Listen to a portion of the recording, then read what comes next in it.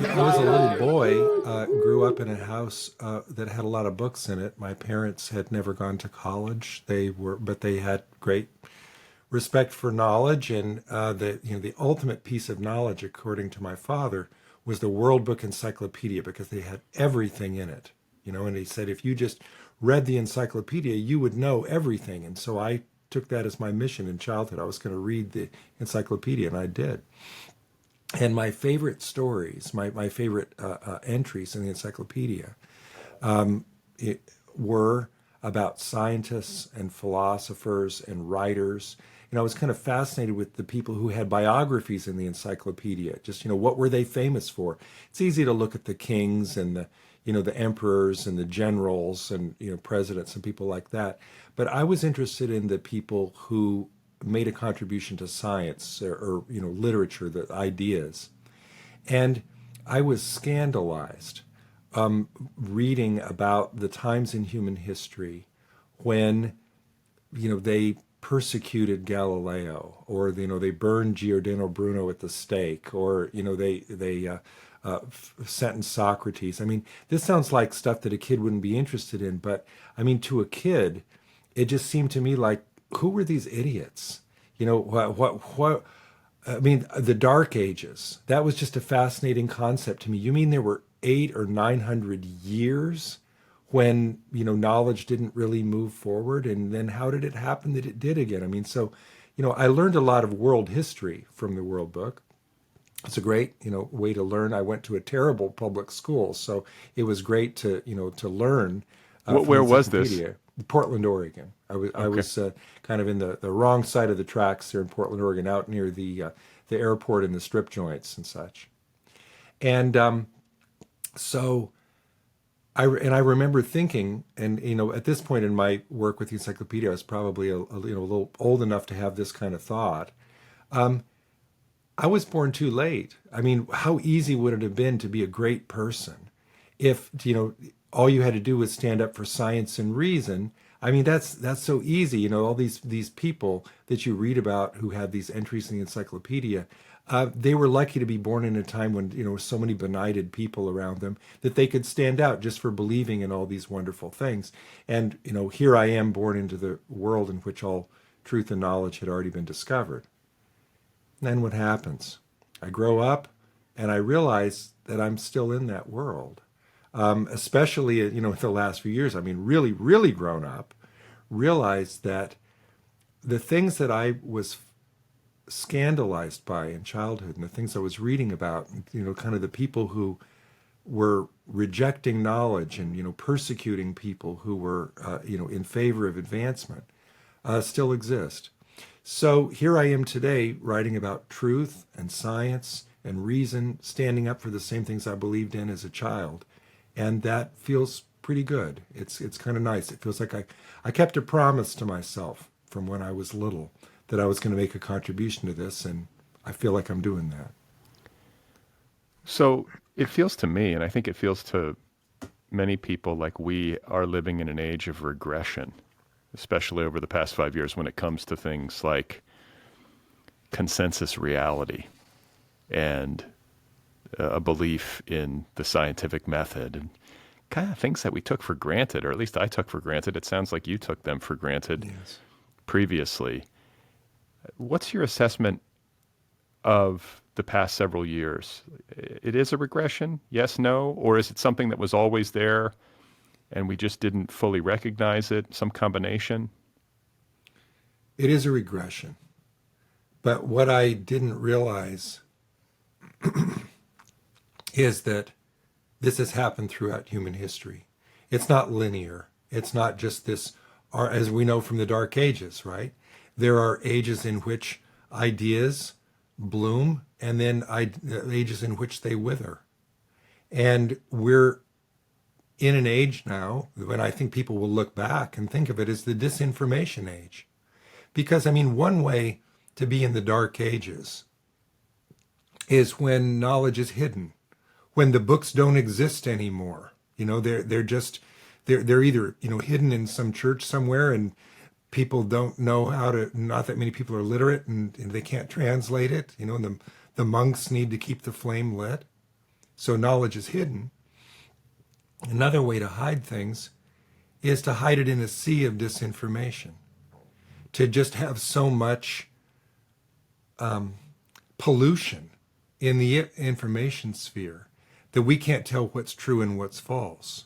So it is a retrogression, but it's a different kind of retrogression because it's a retrogression based on the explosion of human knowledge. And you wouldn't think that that would lead to a retrogression, but it has, because I think to that scene, one of my favorite scenes in a movie of all time is Indiana Jones and the Holy Grail. When he comes into the room and he's finally there, the Holy Grail is there, but he doesn't know which one it is because there are 100 fakes surrounding it. That's as bad as, so the analogy I think of is, I said in the book, disinformation is the new censorship. You can have the Grail there, just one, and hide it, put it in your backpack, and Indiana comes in the room and he can't see it because you've got it hidden. But another way to hide it is to put 99 fakes around it so that when he comes into the room, he doesn't know which one is the Holy Grail. That's the era we live in now. So it's the same challenge that existed in earlier eras. It's just a different mechanism.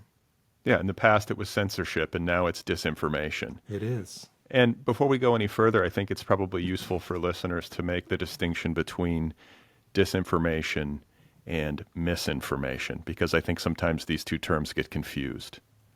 It's an important question. It's in my field, it's really, I think, the most important question. Misinformation is an accident, but disinformation is a lie, which is to say that there are people who are misinformed. They accidentally believe something false. You know, they think that it's true, and they pass it on to other people who may also think that it's true. It's just something that, you know, think of it like a rumor. You know, nobody's really sure, and they pass on, or it sounds true. Disinformation is intentional. Disinformation is intentionally created falsehood that is shared with people because you want them to believe the falsehood, because it serves the disinformer's interests. So the important distinction here is to realize that with disinformation, it's on purpose. There's somebody behind it, and they're doing it for a motive, right? It's not an accident. It's because they want power or they want money. Think about the cigarette companies in the 1950s who wanted to obfuscate the question of whether smoking caused lung cancer. And they did it through public relations, and it worked for 40 years. Think about all the big money, the big fossil fuel money behind climate change denial. They pursue a campaign of disinformation, of strategic denial, because it serves their interests, their monetary interests. Interesting thing, that is the exact same blueprint, the same pathway used now by Donald Trump when he talks about the 2020 election. He's doing the same thing that the cigarette companies and the fossil fuel companies did, with scientific topics. But he's doing it now about elections and crime and immigration and, other factual matters. I mean, there are right and wrong answers to whether or not the 2020 election was stolen or whether the crime rate's going up or down, or, these are empirical questions. But he's making them into political questions. He's polarizing people around factual issues. And so the earlier examples I just gave put science in peril. I think that the problem has now metastasized. It's a strong word, but I think it's true. From science denial to reality denial, so that it's not just science that's under threat, it's democracy itself. And we've got just a little over a year to get ahead of this problem, or I think we're in real trouble. You trace the history of modern science denial to December 15th, 1953, and decisions made by tobacco companies to try to muddy the waters around whether or not smoking was bad for your health, of all things. Right. It seems like the most obvious question, and with the benefit of hindsight, or even just like common sense, breathing smoke. I know my grandfather was always vehemently against smoking, and really impressed that upon my dad. And this was mid 20th century, there were people who had it sorted out that inhaling smoke repeatedly was bad for you, even in the absence of scientific, Yeah. consensus. But you have that, and then you have the fossil fuel companies, as you have said. A question for you historically is, did anything similar exist prior? Is that really the genesis, 1953? December 15th, 1953 is the day that the heads of the big tobacco companies in the United States got together at the Plaza Hotel in New York City. And I sat in that hotel, to see where they were. And they hired a public relations specialist to come in and advise them because this study was going to be published that, showing this causal link. And the public relations person told them, fight the science. Now, this story is enormously well told in Naomi Oreskes and Eric Conway's book, Merchants of Doubt, where they created what she calls the tobacco strategy that was then followed by the fossil fuel companies and such later. Now, look, I think that that's where modern science denial started. Modern science denial. When you could have things like, you could take out ads, full page ads in newspapers, which is, what the tobacco companies did, and go to editors and journalists and try to get them to tell the other side of the story, right? Try to raise doubt where there was none and, make it a controversy, something that there was actually scientific consensus on. But of course, there was earlier science denial. I mean, I just mentioned Giordano Bruno earlier. I mean, I stood on the very spot in Rome at the foot of, now there's a statue of Giordano Bruno in the Campo de' Fiori in Rome, where he was burned at the stake in 1600 for believing that the stars were other suns, and therefore that there could be, other planets, and, where there are other planets, there could be other life. And this was heresy, and, he was executed. Well, that's science denial with extreme prejudice, right? I mean, you think about the people today, the scientists who are, afraid of, being persecuted for their work. I mean, that's persecution. You can trace it back, even earlier than that. I mean, lying probably as long as we've had language. So I mean, this all goes. The first conspiracy theory was Nero, also in Rome. I mean, even earlier. So this goes way back. What's different now is amplification. December 15th, 1953 was the beginning of modern science denial because that's when people figured out that you could have a public relations campaign around a factual matter and pursue it not in scientific journals, but in the popular press. That was a great innovation, and they rode that horse until, the $200 billion settlement in the 1990s when they had already sold, billions of dollars worth of cigarettes. But we're now living in an era in which there's been another iteration on that model, which is the internet and social media, because now science denial is not the guy with the tinfoil hat standing on the corner with the mimeograph sheet. It's the person with a microphone that gets them to the edge of the earth. And, the ability, and the thing is, it doesn't take that many of them. The Center for Countering Digital Hate found in 2019 that 65% of the anti-vax propaganda on Twitter was due to 12 people. Now they were busy. They were a busy, they call them the disinformation dozen, right? But 12 people with the internet can do a hell of a lot of damage. And it can make it seem to other people as if, well, what's going on? Is everybody questioning this? I don't know if it's true or not. So, you don't need to take out full page ads in American newspapers anymore. You just need to have a website and, a certain shameless ability to scream at the top of your lungs, falsehood. Now, some of the folks amplifying disinformation actually believe it. So technically speaking, I suppose you could say it's misinformation. In my view, if it starts from a lie, somebody's lie, it's disinformation. And it's no less dangerous if it's shared by somebody who's witting or unwitting. So, I mean, maybe it's too early to talk about solutions, but one of the solutions I pursue in my book is where we can really crack down on this is amplification of disinformation. We need to figure out, I mean, how to deplatform the liars, how to get that microphone out from in front of the people who are intentionally trying to lie. Well, when it comes to political interests, and we're talking about corporate interests and their monetary concerns, but we also very much live in an age where political interests are sort of using what you call the post-truth playbook. Yes. And historically, as we've touched upon, autocratic leaders and people who aspire to be autocrats try to control people by controlling information sources. Yes. And in an era that precedes mass media and social media and digital media, it was easier to censor.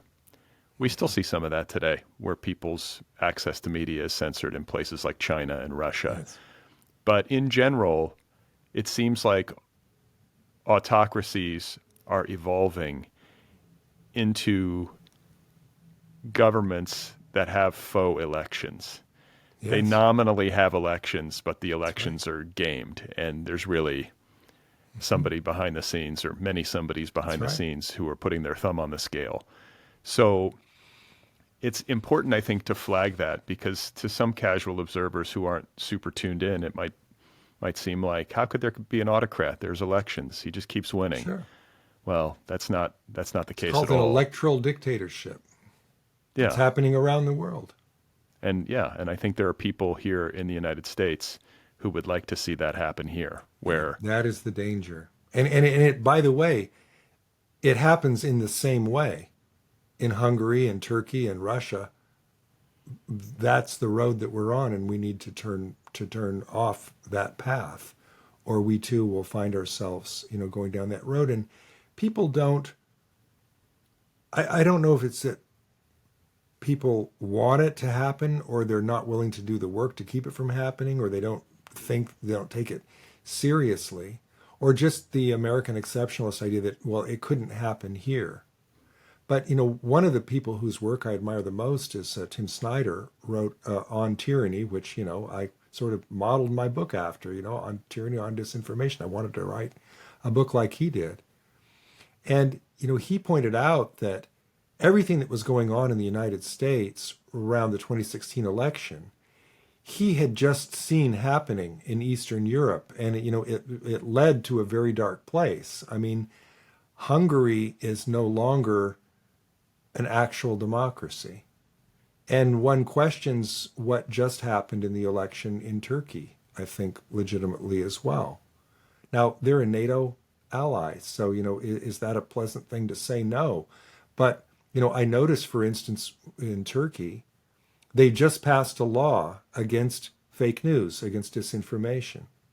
So you might say, oh, well, good, they've figured out how to fight it. But they get to define what's true and what's false, and they're using it to punish dissidents and, the enemies of the regime. In fact, I just saw yesterday something put out by whatever their fighting disinformation agency is called. Maybe it's called the Ministry of Truth, like in 1984. I forget. But I mean, that's the idea, right? They're pushing out disinformation about the Israeli-Hamas war. So under the guise of fact-checking, under the guise of fighting disinformation, they're creating disinformation under the guise of fighting disinformation. So this is a danger, and it's an insidious danger, because I forget, there was a piece in the New Yorker years back. I think it was Evan Osnos wrote about how this creeps up on us. It's like your eyes adjusting at twilight. You don't realize how dark it's getting because you can still see, but it's getting darker and darker. Yeah, I mean, I feel like that's the environment that so many of us are experiencing online, and in particular on social media right now. Yes. With respect to the conflict in the Middle East between Hamas and Israel, where just yesterday there was this horrific bombing of a hospital, and so much finger pointing and back and forth about who was to blame, to the point where it became confusing to the casual observer trying to parse it. That's the goal. That's the goal of disinformation, right? To make it to get to get you to believe the falsehood, and if not, at least to make you so confused and cynical that you think, who knows, give up. It doesn't really matter, or to paint a false equivalence. I watched this yesterday. I mean, not even 24 hours ago, play out on American media when one of the shows on MSNBC was, had the big, the chyron on the bottom about, missile strikes hospital in Gaza, and they were showing all the bloody images. And, it was the lead story, of course, and they said, there's hospital was bombed in Gaza. How did they put it? Hamas said that Israel did it, but Israel denies responsibility. So that's a kind of typical way that journalists will tell a story like that, right? That it's both sides of it to show that they're not politically biased. But then they immediately went to a guest. It was Nicole Wallace at 4:00 on MSNBC, and she's very good at fighting disinformation. I mean, I watch her show because she's very good. She went to a guest who was a colonel in the IDF in Israel, and she was pissed. The colonel said, I have just had to sit here for the last 5 minutes and watch you amplify disinformation. And I kind of set up, thinking, wow, so disinformation is the lead story here. And Nicole Wallace, who I said, does a good job on her program, said, what do you mean? And, she talked about, how Israel didn't do this. And, so it was disinformation. And then the instinct that Nicole Wallace had is, I think, a common one amongst journalists to then say, but can you prove that Israel didn't do it? But how do you prove a negative? How, then it becomes just he said, she said. How do you really get to the bottom of it?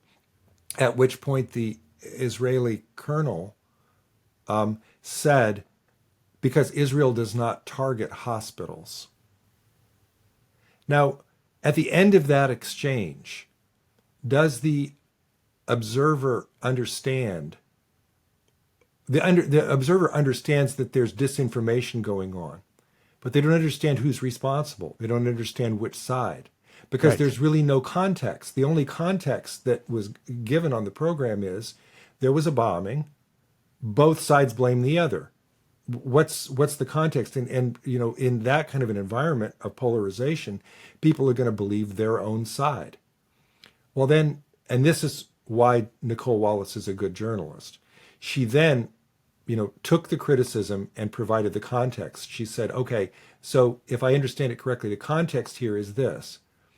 At a certain time, I think it was, though I'm not sure they knew this at that point, whether it was Hamas or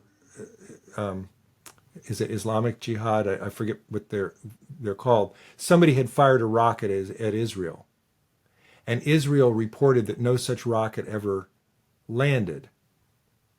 But within that same time frame, a hospital blew up in Gaza.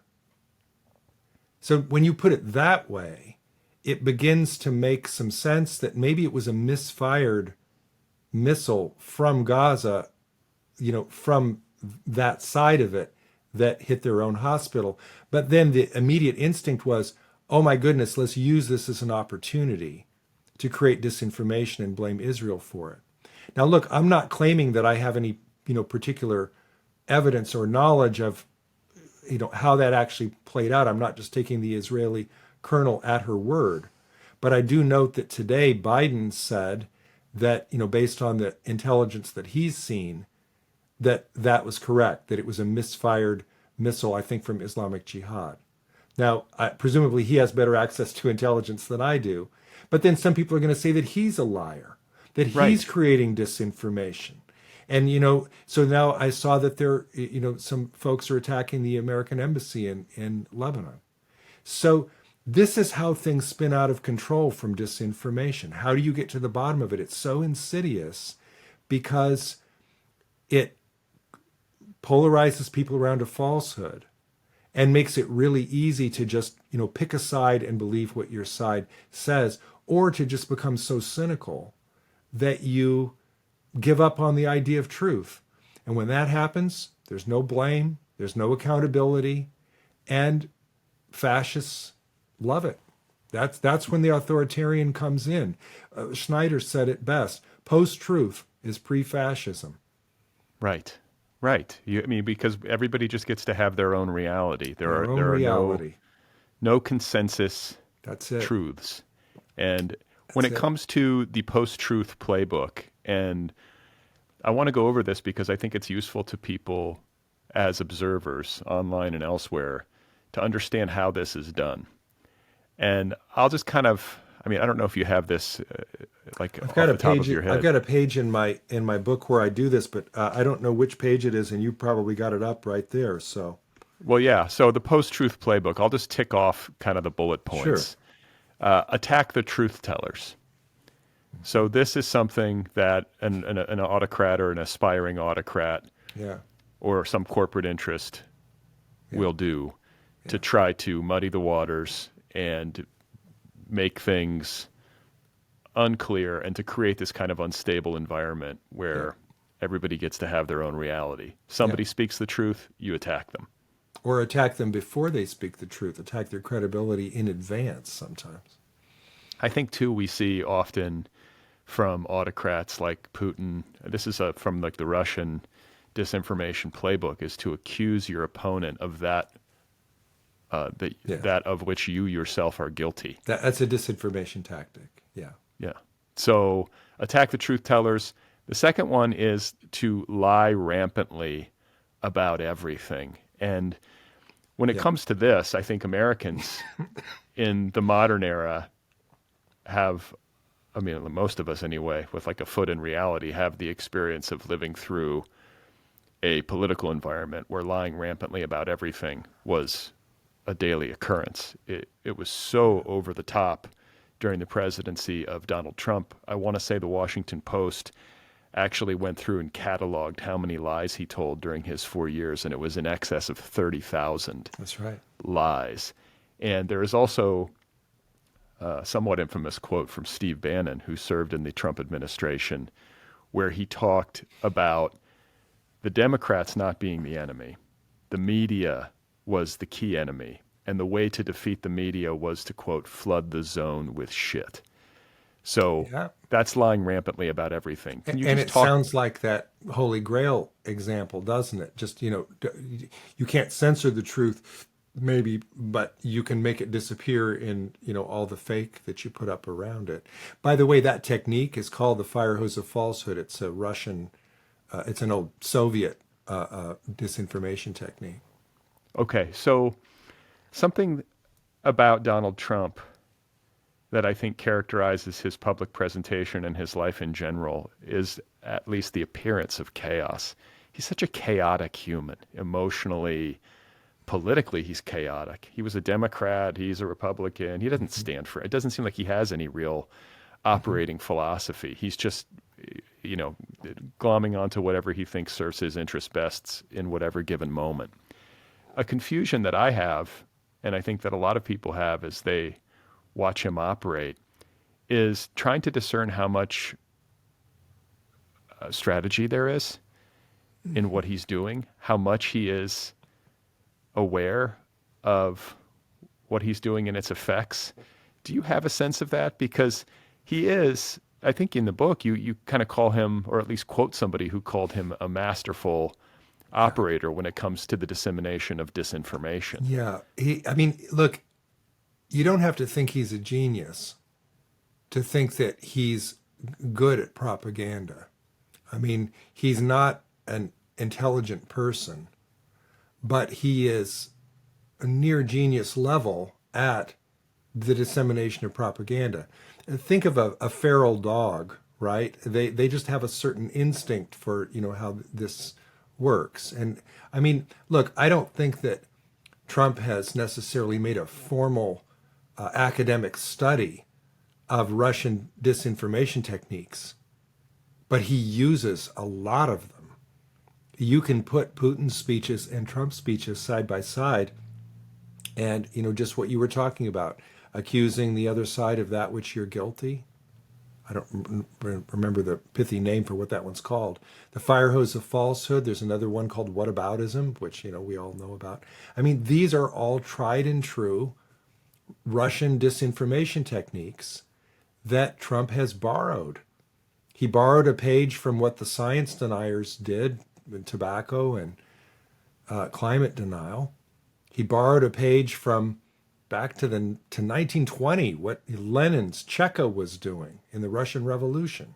You could win a war without firing a shot if you engaged in, psychological warfare, manipulation, disinformation.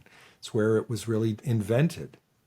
It's a Russian word, the root for disinformation.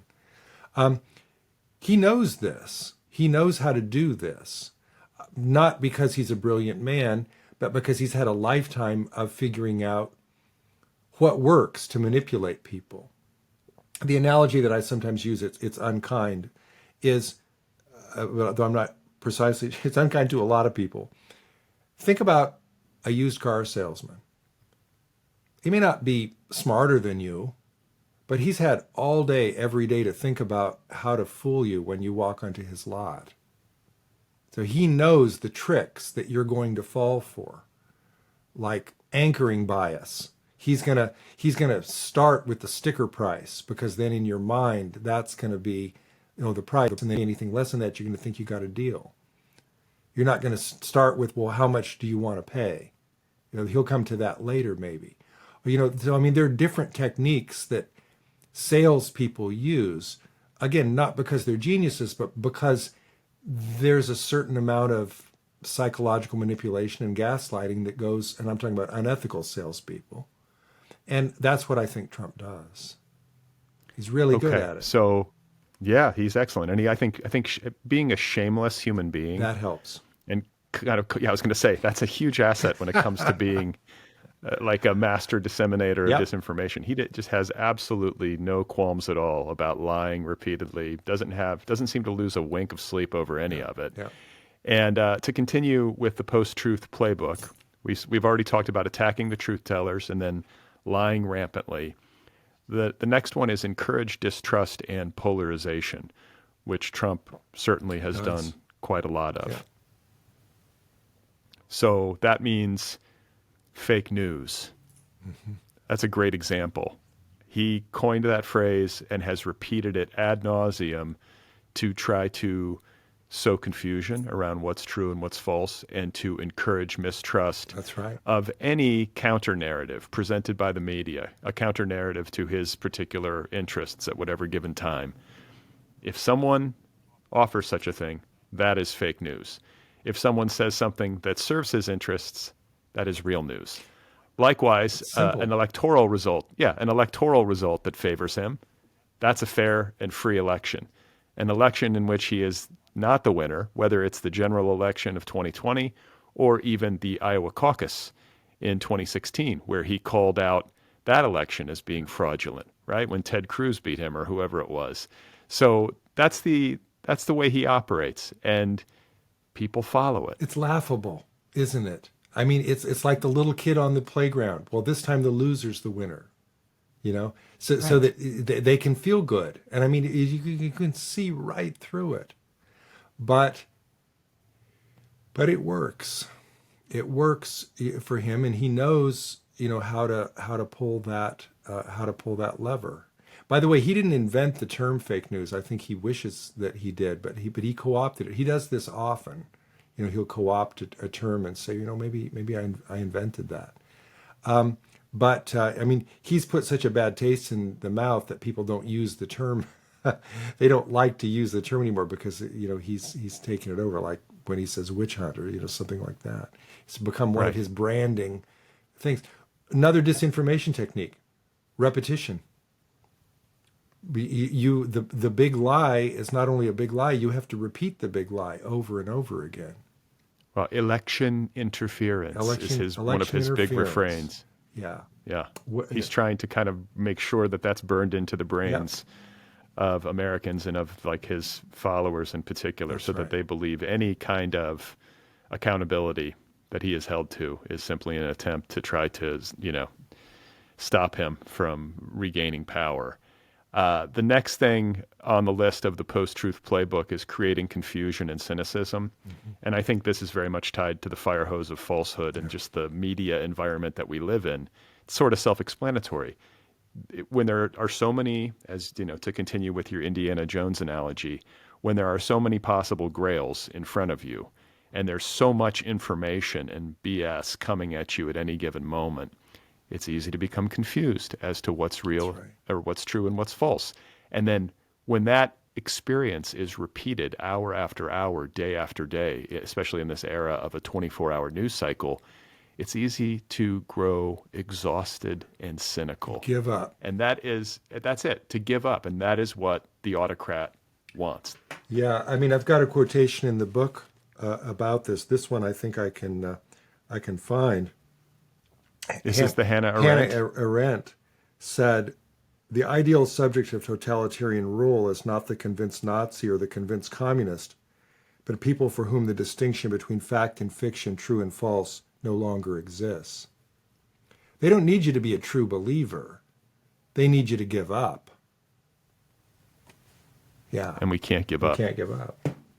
And if people do give up in great enough numbers, and if the autocrat is successful, then you eventually get to a point where that person and his or her administration is claiming that truth is only available from the leader himself or herself. Right, which is really such an important moment, because then you've undermined not just a particular falsehood, not just a particular truth, but you've radicalized people to, once you've got them to mistrust, around facts in general, so that they'll only believe the leader of their team.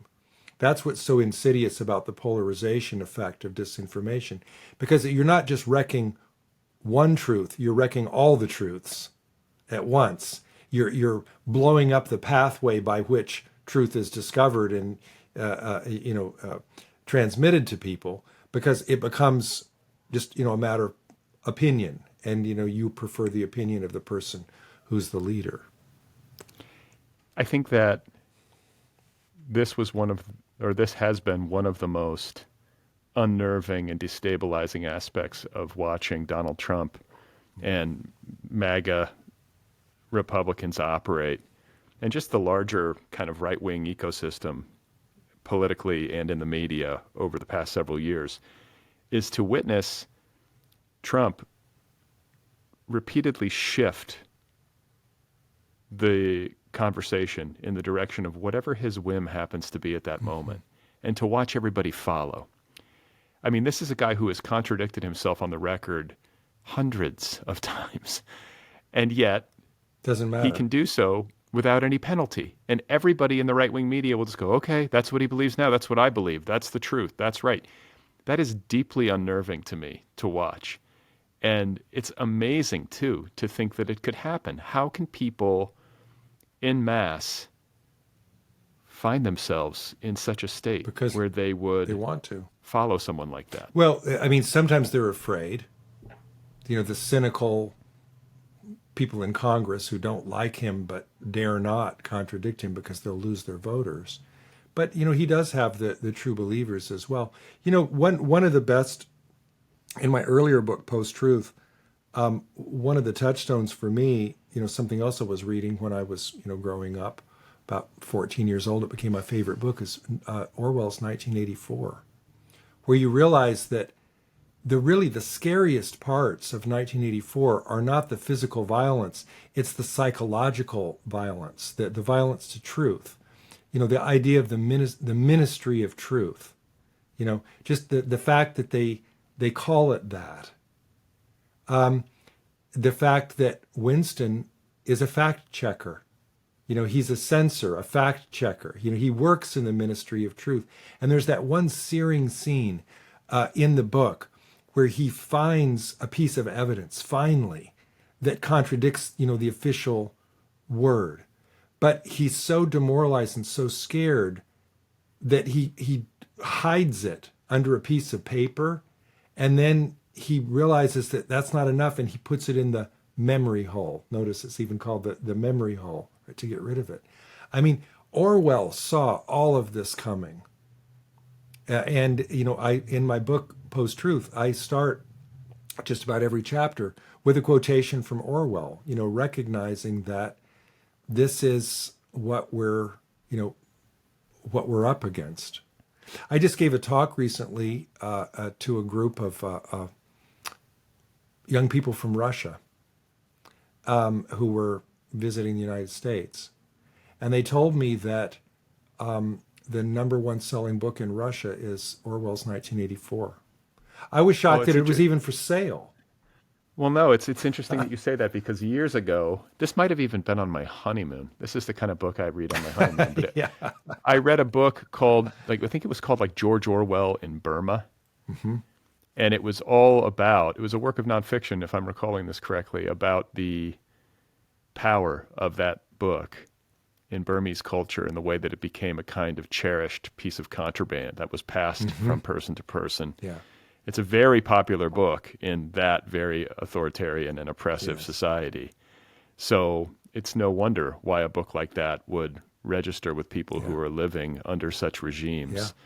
Yeah. And just, in the service of time, I want to jump to something that we've kind of already been talking about, but it has to do with why the denialists, whether they are denying climate change or they are denying consensus reality on political issues or denying the amorality of Donald Trump, why they believe bullshit so strongly.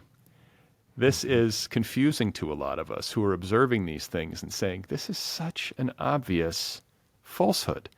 Why are people attached so strongly to such obvious BS? And something that you point to is that their beliefs are rooted in identity. Yes, exactly true. It's a very important point, right? Yeah, and I mean, I learned this. I sort of was in denial over whether this could be true at a certain point because I thought, how could that be true? But I learned this because I went to a Flat Earth convention. I went to the Flat Earth International Conference in November 2018 out in Denver, Colorado. And there were 650 flat earthers there.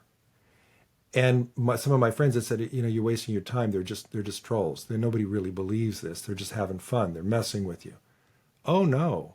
They were absolutely dead serious. These were heavy-duty conspiracy theorists who had, by and large, you talk to them, you patient, calm, respectful, you can have conversations. And they would tell me their origin story. They would tell me how they became a flat earther. And it usually revolved around a story of trauma, something that had happened in their life that led them to distrust other people. And once they had that distrust going, they wondered just how deep that went. And unfortunately, it went all the way down the rabbit hole to flat Earth. And what I discovered is that it was very hard to convince them that they were wrong, by the time they get to a convention, right? Of course. But why? It's not that, and here's the thing, they know a lot of physics. They make wrong conclusions from it, but I mean, they have read more than your average person, in Newton and Galileo and such, and, can misuse it to their purpose. And when you question their belief, you're not just questioning what they believe, you're questioning who they are. It's their identity. That is their family, their people, their tribe. How are you going to get people to give that up? So the problem is much harder now. It's not just to change people's mind, it's to change who they are. No wonder you can't convince people with facts. Well, in an earlier book called How to Talk to a Science Denier, where I tell that story about the Flat Earth Convention, I tried. I mean, because I think that, and I failed at that convention, but I mean, there is a method that has empirically been shown to work, which not in every case, but if anything's going to work, what works is talking to them not about what they believe, but why they believe it, and doing it in a respectful, calm, face-to-face manner. there's a little bit of empirical work on this, not a lot, and I was maybe getting ahead of some of that empirical work because I was excited about the idea that you could fight polarization by meeting people where they were and talking face to face. And I found that although it was very hard to convince people, it was easy to get them to listen. And the way to do that is to listen to them first. So is that part of the solution for what we're now facing with MAGA? I think there's something to that idea. And I have friends who, they became friends, who run a small, tiny think tank up in rural Pennsylvania called Hear Yourself Think. They go out to Trump rallies and they film their encounters with hardcore Trumpers talking about why they shouldn't watch Fox News and things like this, channeling respectful conversation. They teach workshops on how to do this. Really admire their work. I think that's important. That's an important mechanism, but it's not the only thing we need to do. And that's really when I started to want to write a new book, when I started to write on disinformation, because I realized you cannot debunk your way out of an infodemic. You cannot go one by one and find people who have their identitarian beliefs, so strong and convince them to give it up. It's just not going to work. You have to, I think, crack down on the amplification. That's, use the pandemic analogy. You don't just heal the sick, you keep more people from becoming sick. Problem is we don't have that much time. The 2024 election is around the corner. Elon Musk is not doing much content moderation anymore, and the other social media companies are using him as the bellwether. They're not doing as much as they were. They just dissolved the Trust and Safety Commission at Twitter, and they dissolved a similar thing at Meta. The government is in chaos. Are they going to be able to help us in time? I wrote my new book, I wrote on disinformation because I wanted people to understand that you are not helpless in the face of this and that there are things that you can do. And I interviewed counterterrorism officials, cyber warriors, people who were fighting disinformation on the government to government or army to army level. And I learned from them what are the things that we can do that we're not doing. One of them was repetition. Why aren't we repeating the truth as often as Trump is repeating the lie? Why don't we have slogans for truth? It's a cognitive bias, the repetition effect. It works. When you hear something over and over again, you're more likely to think that it's true. So why not use that for truth? That was one thing that I learned. But I really learned a lot from talking to these folks whose job it was professionally to fight disinformation. Of course, they're not able to fight it from a domestic audience because it's not allowed under the Constitution. So we have to do it. Well, and I think, too, part and parcel to this, the media, you argue in your book, has a role in fighting disinformation. And I think this is a frustration to many people who watch the news these days, and in particular watch cable news, which is really most of what's available on television anyway. But let's talk a little bit about what the mainstream media should be doing that they might not be doing currently. One thing you say is that the fallacy and danger of quote unquote both sides reporting needs to be dispensed with. Like, amen, I say. Most of us say amen. Both sides reporting is so frustrating. Can you talk about why it is dangerous? It's dangerous because, why do they do it? It's because the mainstream media, look, there's Fox News in a class by themselves. They lie. They're provable liars. We're not talking about them. We're talking about, the other mainstream outlets. They still, like MSNBC, CNN. and CNN. They have their own interests, the engagement, ratings, money. That doesn't necessarily mean that they're not trying to tell the truth. It just means that there are certain narratives that they're putting forward, and certain interests that they have, like not being accused of political bias.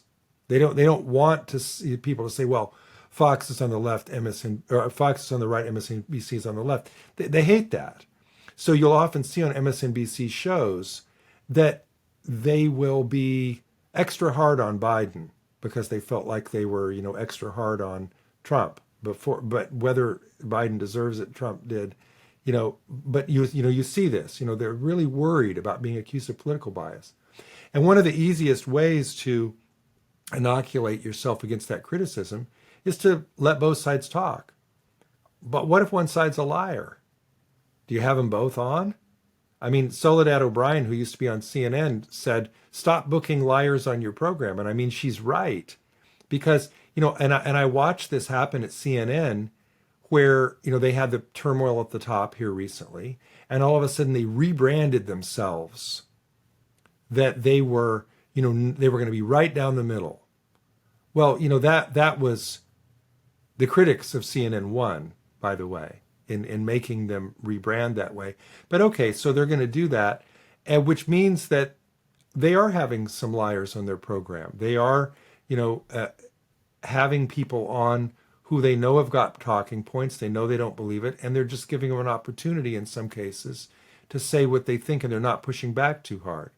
And I didn't say this, I can't remember who did. I've got to look this up, but I read it the other day in somebody else's work. How do you tell both sides of a lie? I mean, it's just, if you're going to tell both sides, what do? You don't have a moon launch and then split the screen and have a flat earther trying to rebut it. Right. So why did they do that around climate change? Well, they do it less now. Around vaccines, they're doing it less now, but they're still doing it around the 2020 election.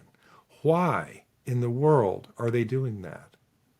So both sidesism is a failure. Now, look, I'm very hard on the mainstream media because they are at least bystanders if they don't get in. And I think one reason I'm so hard on them is because I count on them so much. I want them to do better. I want to believe that, they're going to come rescue us from this, and they can, be a part of it. But, I just told you the example earlier about, even one of the best journalists that I've ever seen didn't know what to say in the face of an accusation about disinformation and, how to get out of it. She ultimately recovered pretty well. This is Nicole Wallace I'm talking about. But, you see others deer in the headlights. They don't know how to push back. I watched Jonathan Swann's interview of Trump. That's how to push back. But a lot of journalists, they treat it like a baseball game. They treat politics like a sport, or disputes over factual matters like politics, and the politics like a sport. I mean, it's just not who's winning, who's losing. That's not the way to report on factual matters. So, I mean, there are a lot of problems with the way that the media reports in this environment. And it's sad, but again, I have great hope for the media because I think that they can be one of the agents that save us from ourselves in this environment. So another side of trying to fight back against denialism and this kind of post-truth effort being waged against us, or war being waged against us, has to do with politics and policy. Yep. You bring up the fairness doctrine, which often gets talked about in this context for people listening who might not be aware of what that is. Can you just talk about what the fairness doctrine is? Yeah, the fairness doctrine was passed in I think it was the 50s or 60s, that,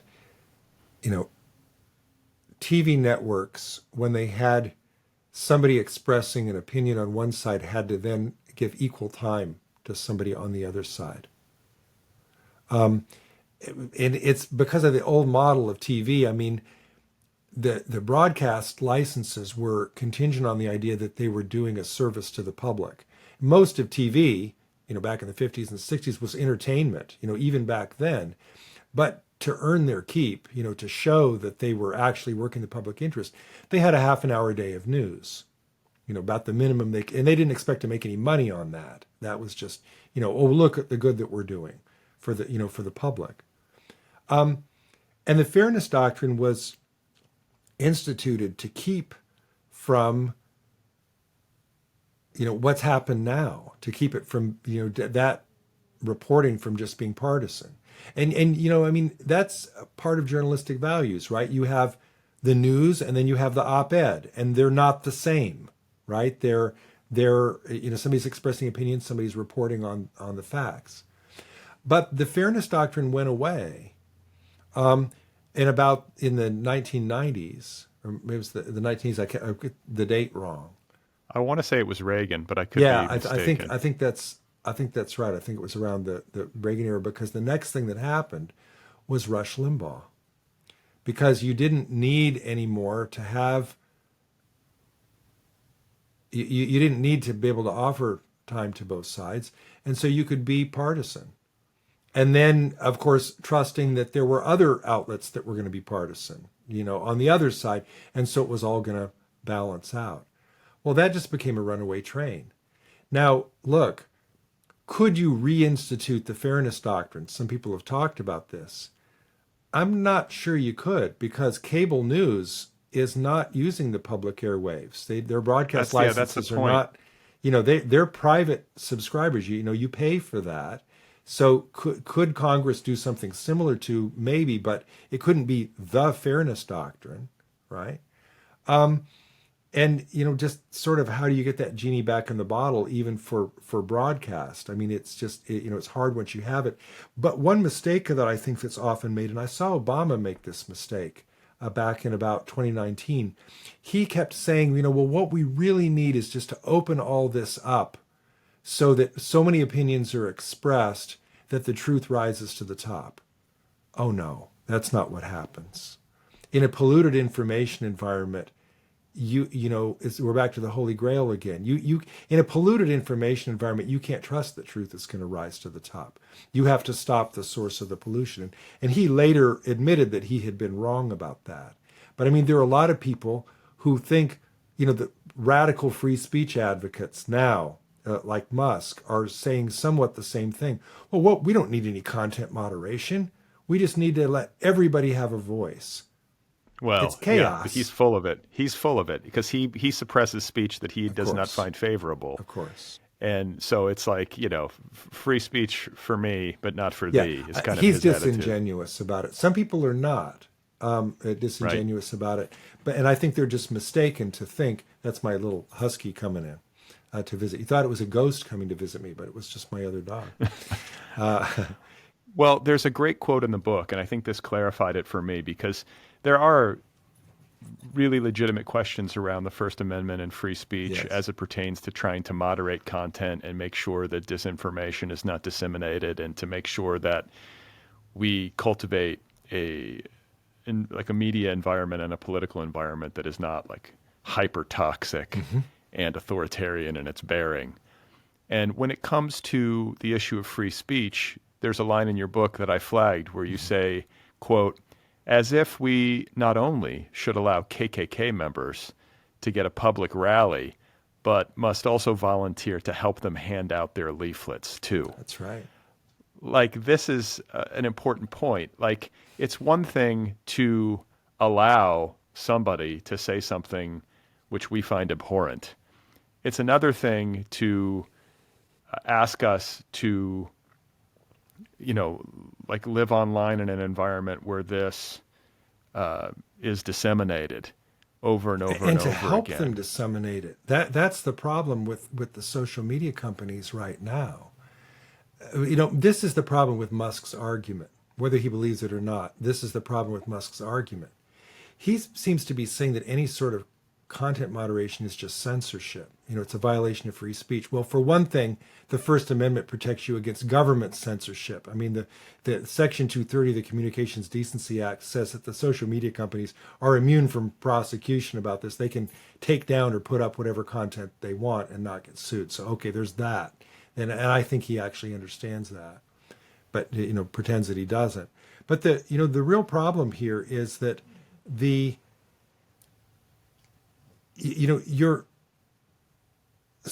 if you're just saying that free speech, you know, is the only right, then, you know, okay, you're a free speech absolutist. Everybody should have a voice. But what the social media companies are doing is they're amplifying that voice, and that's a choice. They're not saying, okay, you have a voice and I hate it, but we've got to give you the parade permit. They're saying, hey, here's a microphone. So they're adding to it. They're making it worse. So I think that, it's disingenuous for him to make the claim that content moderation is censorship. Refusing to amplify someone else's lie is not censorship. It's just refusing to participate in what you know to be a lie. Right. Well, and algorithmically and financially, I think it's been proven, and it's been well documented that these social media companies have a vested financial interest in putting forward content that causes people to have an emotional response. Of course they do. Because that keeps them on the platform. Of course they do. So they have a kind of twisted incentive to disseminate hateful, wrong-headed, emotionally loaded content because it makes people react and then lean in. Engagement is key. Absolutely. And I mean, look, could they do more? Of course they could. They censor, content moderate, whatever you want to call it, pornography, beheadings, terrorism. I mean, I heard the other day there was some sort of live Facebook of the Hamas attack in Israel that somehow slipped through. But I mean, they have a team of, and this is not algorithmic. I mean, they have a team of human operators who scrub that kind of stuff as quickly as they can off their platform because they understand that it would hurt their business if they didn't. They don't feel that way about claims about the 2020 election or whether bleach can cure COVID. There was a bright shining moment when they did, right before the 2020 election, when they were putting up warnings or they were providing context. That's all gone now on Twitter. Musk has what he calls community notes. Well, community notes are he's just crowdsourcing fact checking. So guess what that's going to do? It just brings in the trolls. It brings in the partisans. Now, you can have crowdsource fact checking. Wikipedia does a brilliant job of it. But that was after many years of getting kicked in the teeth and learning how to do it the right way. And Musk is right at the base and not doing it correctly, in my opinion. So I know you gotta go, but before we part company, I want to mention first of all that there are additional things that you write about in your book, politically and at the level of policy, that might be done to help improve the world and the environment that we live in. But for people listening, I think it's critical for them to hear us talk, at least briefly, about things that individual human beings can do to help counter the kinds of things that we've been talking about. We discussed earlier the importance of talking face to face with the true believers, as that being really the best way on an individual to individual level to try to cut through. But when you talk about winning the information war, if that is indeed what we are faced with, the first step, you say, is admitting that we are in one. Correct. And so many people are not willing to admit that. One of the scariest books I ever read, got it right here, The Handbook of Russian Information Warfare. It's a really slim volume. This is by a NATO researcher trying to prepare American and other Western troops for the war we're already in with Russia, an information war, and we've been in it for 20 years. He wants soldiers and commanders in NATO, to understand how it works. And so, yes, damn right. You cannot win an information war unless you're willing to admit that you're in one. Now, look, once you admit that you're in one, then what do? Right? Okay, so it's not a natural disaster. It's not misinformation. I don't just put my head down and write it out. It's disinformation. It's a war, which means I can fight back. So at the end of my book, you referred to the chapter I think I called it How to Win the War on Truth or something like that at the end. And I mean, the first step we've just talked about is an important one, but I'll give you another one that's actually not in that chapter, but it's a a tidbit that I think is actually due to someone else. Let me see if I can find it here. Yeah, so I just did a show last night with Joan Donovan, who's one of the world's leading experts on disinformation. She gave testimony before Congress a few years back, basically saying that if we didn't solve this problem, it was going to be democracy's end. And one thing that she pointed out that I thought was, this is just brilliant, is people want to know how to push back on the social media companies. So what do? Quit the platform? Do they care? You write them a nasty letter? Do they care? How do you influence a company like Facebook or Twitter? She made the point that why don't we put more pressure on the gatekeepers of those platforms? Because people forget that the internet is like a layer cake. You see YouTube, you see Twitter, you see Facebook. But what about the web hosts or the web traffic controllers or the content delivery networks or the financial services that help those platforms work? So we're writing nasty letters to Twitter and Facebook.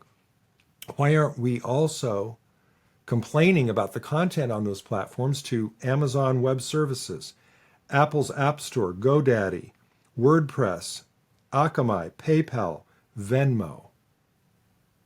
Imagine that. How many hundred letters would you need to Venmo complaining about what's happening on Twitter before Venmo said, we don't like this anymore?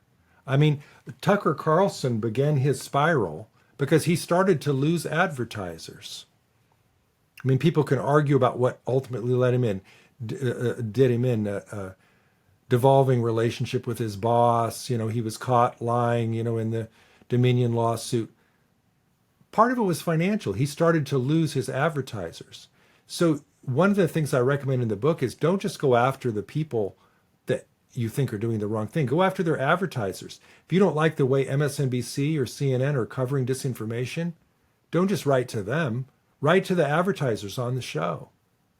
Complain to them about the coverage on which they were just advertising Ozempic, and you refused to take it because it was advertised on this show in which you didn't like their coverage of disinformation. People have more power. I'm just using that as an example because I see the Ozempic commercial all the time. Yeah. People have more power than they think. The primary goal of disinformation is to get you to believe a falsehood. Secondary goal is to polarize you and get you to distrust people on the other side. Tertiary goal is to make you feel helpless, cynical. But you're not helpless. There are things that you can do to fight and win the war on truth. And I don't see anybody else coming to save us. I think we have to do this ourselves. But this is something I heard Joan say last night on the program, and I've said myself. There are more of us than there are of them. There are more people who care about truth than don't.